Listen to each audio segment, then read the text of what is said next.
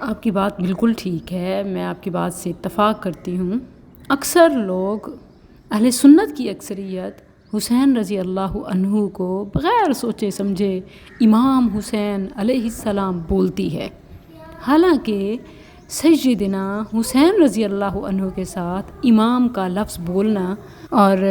علیہ السلام کہنا رضی اللہ عنہ کے بجائے یہ شیعیت کی وہ خطرناک قسم ہے کہ جو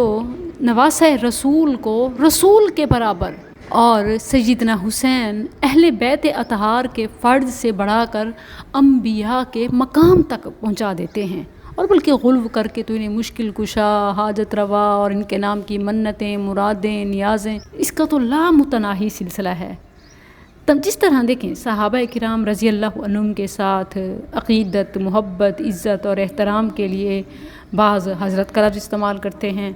اسی طرح ابو بکر صدیق، اسی طرح عمر، عثمان، علی، ان کے ساتھ رضی اللہ عنہ، اور اسی طرح سیدنا، یہ بہت بہترین ہے کہ ہمارے سردار اور اللہ ان سے راضی ہو۔ یہ وہ چیزیں ہیں کہ یہ القابات انہیں شریعت نے دیے ہیں، لیکن حسین کے نام کے ساتھ یہ سیدنا اور رضی اللہ عنہ کے بجائے امام اور علیہ السلام کا یہ جو اضافہ اور تبادلہ کیا گیا ہے، یہ بیسیکلی ان کا مسئلہ امامت ہے،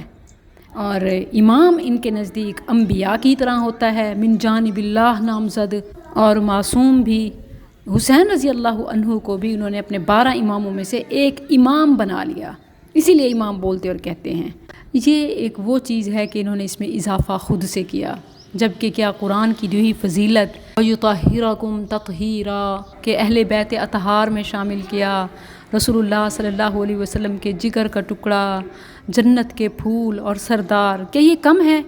کہ انہیں انبیاء اور من جانب اللہ نامزد اور معصوم، اور پھر اس کے لیے امام کا بولنا اور علیہ السلام کہنا، یہ ان کے باطل نظریات کی ترویج ہے، سو ہمیں اس سے اوائڈ کرنا چاہیے۔